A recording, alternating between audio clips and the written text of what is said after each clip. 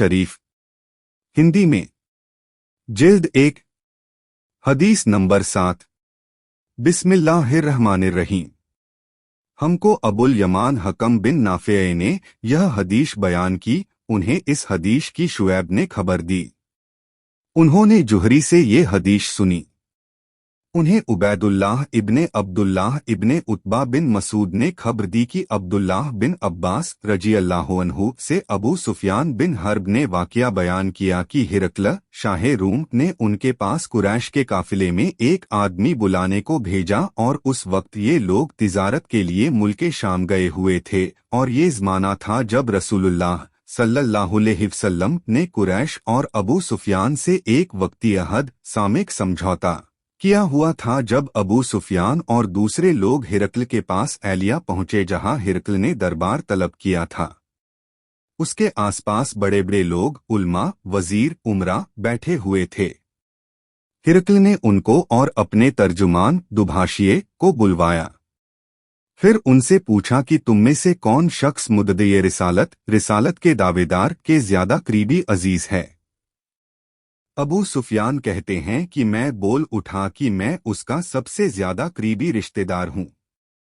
ये सुनकर हिरकल ने हुक्म दिया कि उसको, अबू सुफियान को मेरे करीब लाकर बैठाओ और उसके साथियों को उसकी पीठ के पीछे बिठा दो। फिर अपने तर्जुमान से कहा कि इन लोगों से कह दो कि मैं अबू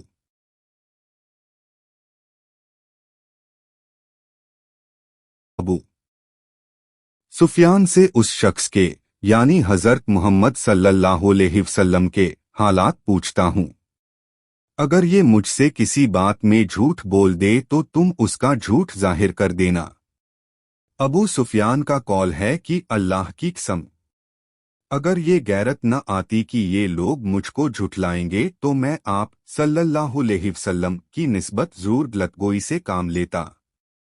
खैर, पहली बात जो हिरकल ने मुझसे पूछी वो ये कि उस शख्स का खानदान तुम लोगों में कैसा है। मैंने कहा वो तो बड़े ऊंचे आली नसब वाले हैं।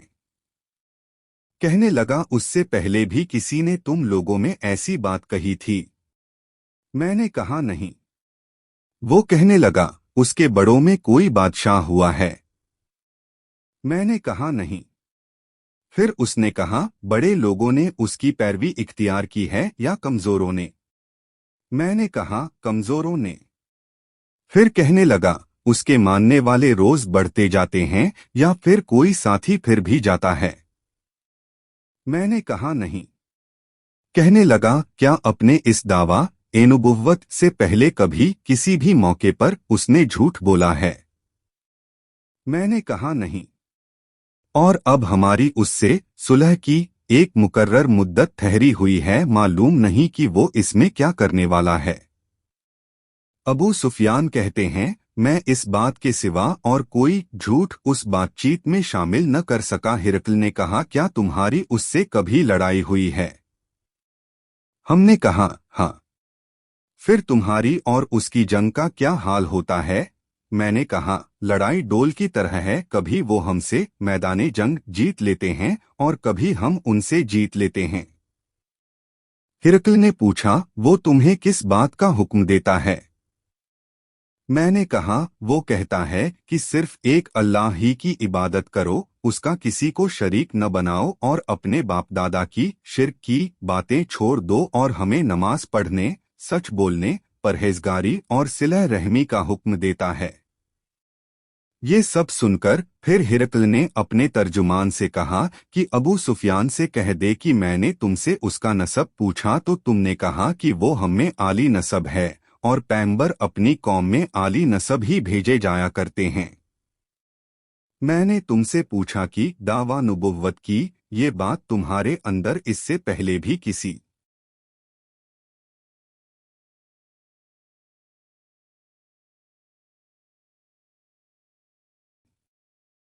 किसी और ने कही थी तो तुमने जवाब दिया कि नहीं। तब मैंने अपने दिल में कहा कि अगर ये बात उससे पहले किसी ने कही होती तो मैं समझता कि उस शख्स ने भी उसी बात की तकलीद की है जो पहले कही जा चुकी है। मैंने तुमसे पूछा था कि उसके बड़ों में कोई बादशाह भी गुजरा है, तुमने कहा कि नहीं। तो मैंने दिल में कहा कि उनके बुजुर्गों में से कोई बादशाह हुआ होगा तो कह दूंगा कि वो शख्स इस बहाने अपने आबा व अजदाद की बादशाहत और उनका मुल्क दोबारा हासिल करना चाहता है। और मैंने तुमसे पूछा कि इस बात के कहने यानी पैगंबरी का दावा करने से पहले तुमने कभी उस पर झूठ बोलने का इल्जाम लगाया है, तो तुमने कहा कि नहीं। तो मैंने समझ लिया कि जो शख्स आदमियों के साथ झूठ बोलने से बचे वो अल्लाह के बारे में कैसे झूठी बात कह सकता है। और मैंने तुमसे पूछा कि बड़े लोग उसके पैरों होते हैं या कमजोर आदमी। तुमने कहा कमजोरों ने उसकी पैरवी की है, तो दरअसल यही लोग पैगंबरों वाले होते हैं। और मैंने तुमसे पूछा कि उसके साथी बढ़ रहे हैं या कम हो रहे हैं। तुमने कहा कि वो बढ़ रहे हैं और ईमान की कैफियत यही होती है, यहां तक कि वो कामिल हो जाता है। और मैंने तुमसे पूछा कि क्या कोई शख्स उसके दीन से नाखुश होकर मुर्तद भी हो जाता है। तुमने कहा नहीं। तो ईमान की खासियत भी यही है, जिनके दिलों में इसकी मुसर्रत रच बस जाए वो इससे लौटा नहीं करते। और मैंने तुमसे पूछा कि क्या वो कभी वादा खिलाफी करते हैं। तुमने कहा नहीं। पैगंबरों का यही हाल होता है, वो अहद की खिलाफ वर्जी नहीं करते। और मैंने तुमसे कहा कि वो तुमसे किस चीज के लिए कहते हैं। तुमने कहा कि वो हमें हुक्म देते हैं कि अल्लाह की इबादत करो, उसके साथ किसी को शरीक न ठहराओ, और तुम्हें बुतों की परस्तिश से रोकते हैं, सच बोलने और परहेजगारी का हुक्म देते हैं। लिहाजा अगर ये बातें जो तुम कह रहे हो सच हैं, तो अनकरीब वो इस जगह का मालिक हो जाएगा कि जहां मेरे ये दोनों पाँव हैं। मुझे मालूम था कि वो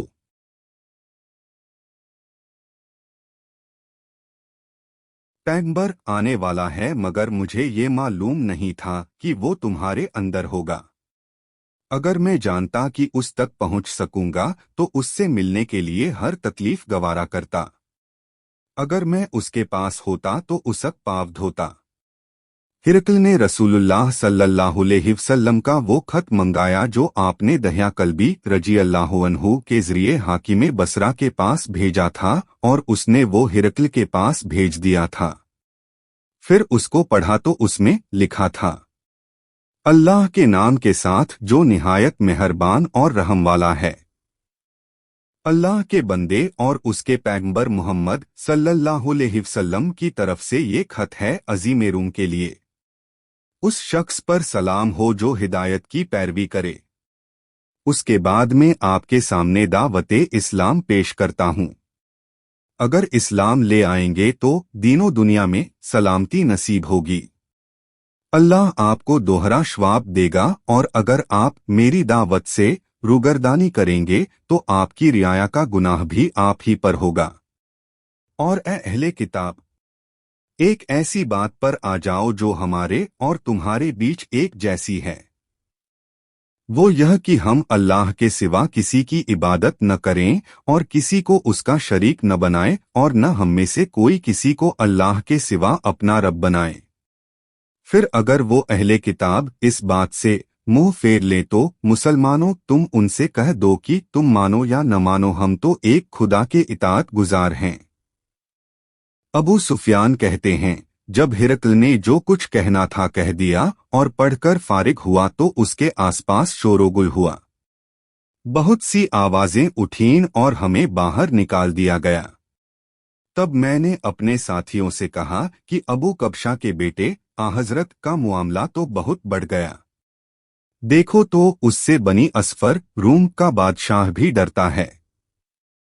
मुझे उस वक्त से इस बात का यकीन हो गया कि हजूर सल्लल्लाहु अलैहि वसल्लम अनकरीब गालिब होकर रहेंगे, यहाँ तक कि अल्लाह ने मुझे मुसलमान बना दिया।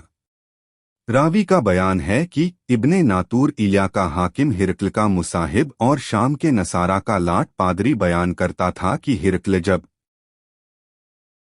इल्या आया एक दिन सुबह को परेशान उठा तो उसके दरबारियों ने पूछा कि आज हम आपकी हालत बदली हुई पाते हैं, क्या वजह है। इब्ने नातूर का बयान है कि हिरकल नुजूमी था, علم نجوم میں وہ پوری طرح ماہر تھا۔ اس نے اپنے ہمنشینوں کو بتایا کہ میں نے آج رات ستاروں پر نظر ڈالی تو دیکھا کہ ختنہ کرنے والوں کا بادشاہ ہمارے ملک پر غالب آ گیا ہے۔ بھلا اس زمانے میں کون لوگ ختنہ کرتے ہیں؟ انہوں نے کہا کہ یہود کے سوا کوئی ختنہ نہیں کرتا، سو ان کی وجہ سے پریشان نہ ہو۔ سلطنت کے تمام شہروں میں یہ حکم لکھ بھیجیے کہ وہاں جتنے یہودی ہوں سب قتل کر دیے جائیں۔ وہ لوگ انہی باتوں میں مشغول تھے کہ ہرقل کے پاس ایک آدمی لایا گیا جسے شاہ غسان نے بھیجا تھا۔ اس نے رسول اللہ صلی اللہ علیہ وسلم کے حالات بیان کیے۔ جب ہرقل نے سارے حالات سن لیے تو کہا کہ جا کر دیکھو وہ ختنہ کیے ہوئے ہیں یا نہیں۔ انہوں نے اسے دیکھا تو بتلایا کہ وہ ختنہ کیا ہوا ہے۔ ہرقل نے جب اس شخص سے عرب کے بارے میں پوچھا تو اس نے بتلایا کہ وہ ختنہ کرتے ہیں۔ تب ہرقل نے کہا کہ یہی محمد اس امت کے بادشاہ ہیں جو پیدا ہو چکے ہیں۔ پھر اس نے اپنے ایک دوست کو رومیہ خط لکھا اور وہ بھی علم نجوم میں ہرقل کی طرح ماہر تھا۔ پھر وہاں سے ہرقل ہمس چلا گیا، ابھی ہمس سے نکلا نہیں تھا کہ اس کے دوست کا خط اس کے جواب میں آ گیا۔ اس کی رائے بھی حضور صلی اللہ علیہ وسلم کے ظہور کے بارے میں ہرقل کے موافق تھی کہ محمد صلی اللہ علیہ وسلم واقعی پیغمبر ہیں۔ اس کے بعد ہرقل نے روم کے بڑے آدمیوں کو اپنے ہمس کے محل میں بلایا اور اس کے حکم سے محل کے دروازے بند کر لیے گئے۔ پھر وہ اپنے خاص محل سے باہر آیا اور کہا، اے روم والو، کیا ہدایت اور کامیابی میں تمہارے لیے بھی ہے؟ اگر تم اپنی سلطنت کی بقا چاہتے ہو تو پھر اس نبی صلی اللہ علیہ وسلم کی بیعت کر لو اور مسلمان ہو جاؤ۔ یہ سننا تھا کہ پھر وہ لوگ وحشی گدھوں کی طرح دروازوں کی طرف دوڑے مگر انہیں بند پایا۔ آخر جب ہرقل نے اس بات سے ان کی یہ نفرت دیکھی اور ان کے ایمان لانے سے مایوس ہو گیا تو کہنے لگا کہ ان لوگوں کو میرے پاس لاؤ۔ جب وہ دوبارہ آئے تو اس نے کہا کہ میں نے جو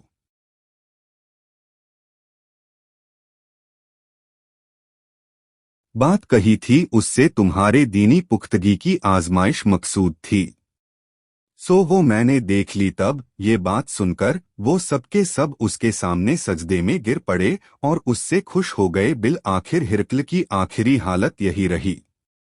ابو عبداللہ کہتے ہیں کہ اس حدیث کو صالح بن کیسان، یونس اور ممر نے بھی جوہری سے روایت کیا ہے۔ دیگر مقامات 51، 2681، 2804، 2941، 2978، 3174، 4553، 4980، 6260، 7196، 7541،